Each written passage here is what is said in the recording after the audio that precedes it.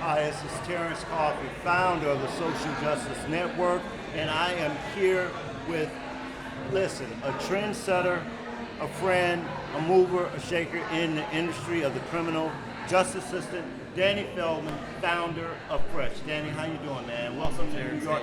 Guys out of Dallas, Texas, so you know it's got to be. Danny, thank you for being here. We know that this space for you personally means a lot because you're, first, before I jump into it, because I'm sharing too much knowledge, tell us what Fresh is. Tell us about yourself and what brings you here. Sure, yeah. So excited to be at the event with you today, Terrence. But we are, our company's Fresh. And what we do is we offer banking services to the justice-impacted community. We also help with some staffing, but our main focus is to make sure that people don't have to rely on check cashing, payday loans, Western Unions. We want to put the money back into the justice-impacted community and their families' pockets. And so we provide those basic banking services. Debit cards, online wallets, tap to pay. In a cashless world, just being able to have a trusted brand that's built for the community, by the community. That's right. And that's you have a vested interest personally into this work that you founded. Yep. Why is that, and where was that birthed out of? Sure, yeah. So like yourself and I'm justice impacted. I don't know what we call ourselves. Yeah, we don't know what they call us anymore. But everybody wants to label us. But I do have a felony conviction on my record, and I'm from Dallas. I lost my mom when I was a junior in high school. As a young man, I didn't know how to react, so I acted out. And I took a white-collar crime because I was stealing credit cards and IDs. So obviously providing financial services today, for me, very much so, hits home. But when I was a senior in high school, I had a scholarship to college I wasn't able to take advantage of. All of my economic opportunity and access dried up. And I had a lot of advantages, right? So I can only imagine what it must be like for those without. And so it took me a while to come back to the criminal justice space. I did the only thing that I was able to do, which was to be an entrepreneur, right? I've never filled out a resume. I've never had a job because I knew entrepreneurship was the only way somebody wasn't going to check me out. And so I built a couple companies that, very thankfully were successful. And it gave me a chance to really look at what I wanted to do with the rest of my life, which was to provide support and give back to this community that's always been there for me.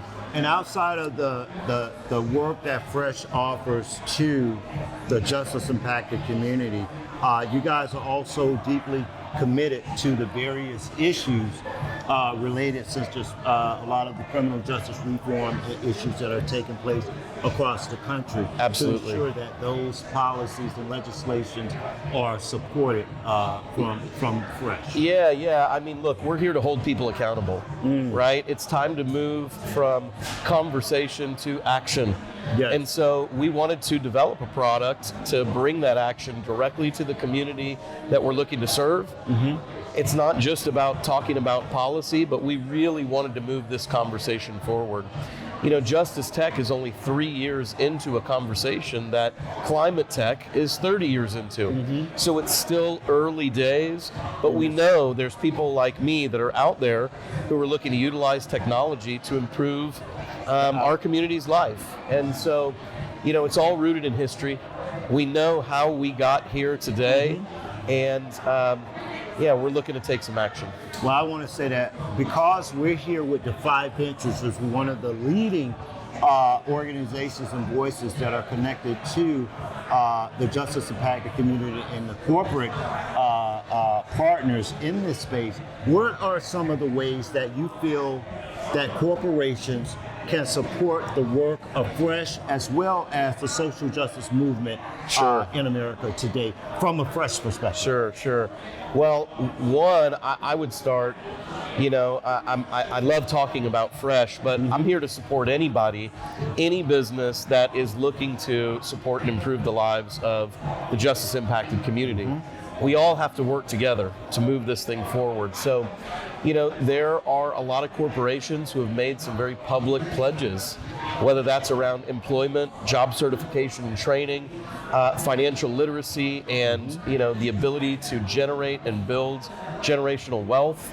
And so there are a lot of companies who have said, we want to do something. We are here to support. Today, I'm not sure that outside of a very small group of names that I would know who to point to of those corporations who has a notable financial literacy program or banking solution or a notable second chance employment program that is, like the one that we can point to here in the country. So it's been a lot of signing of pledges, public initiatives. We're looking to hold people accountable. What's the action, right? Yeah. And so for us, there are today more payday lending and check cashing facilities than there are McDonald's and Starbucks. Wow. So, And these are, and not to take away, and these are in some of the most impacted communities that Absolutely. you see these predatory practices that really and I know that you smile about it, but it's something that really irritated you, that you saw the exploitation taking place in these communities of these people who don't have an opportunity to build any wealth. When I think about not only building wealth, but just recidivism in general, right? Most people are spending their time in prison due to probation and parole violations, right? The entire system is set up to put you back into prison. So for us, what we saw is most crime is crimes of desperation, crimes of poverty, when I have run out of additional options. Well, an easy way to run out of options quick is to have to give 8, 10, 12% of my check to the check cashing place, or to have to worry about them taking the title loan off my car, or, how am I going to get this extra money into my wallet just so I don't have to be desperate, right? So. Yeah, and I think one of the other things that we were just super excited about was fresh commitment to the families of those incarcerated citizens. We were in a meeting in California, and we saw the data where we saw poor families standing in these check cashing lines with their children, having to pay $15 to $20 of their check just to cash their check, solely because they do not have a fresh, I would like to say, a fresh opportunity through fresh. I know that may sound like cliche, but right? Absolutely. Look, it's certainly not just the people who are incarcerated that are impacted, right? When I think about our women population, so much of their struggle comes because they can't control any of their finances, and maybe they don't have a bank account themselves. And so, we've become a trusted brand within the community that, has been really great for the women in the family, right? Who are traditionally the matriarchs and, running the show. For the youth, when I think about these deterrent programs, being able to, in a world post-COVID that is cashless, right, where you need to be able to tap to pay, the young people that are involved are already living in a world of apps. And so when I think about the youth deterrent and truly building that next generation of wealth, it starts with the next generation. Exactly. So yes, it's for people who are incarcerated, but also the families, also the youth, and anything we can do to support the community. Support these communities. And although we're here today, one of the initiatives that we're setting forth is to take the pledge. And this is for corporations and organizations to take a vested interest in financial support, trainings, whatever that may look, how that may look. Is there a possibility they can share with our listening audience that will see this on the various platforms, including Defy, on how to get in contact with you? How can they get involved with the work of Fresh in supporting this work and then expanding it? Wonderful. Well, anyone in the nonprofit space that is listening, I've looked at every intake form that you can imagine across the country. And when we think about truly reentry from a holistic standpoint, I would love for people to start asking, do you have a bank account? I would love for employers, before providing second chance employment, to make sure there's a safe place to put the check so that they're not sending somebody home to just go to a check cashing place, right?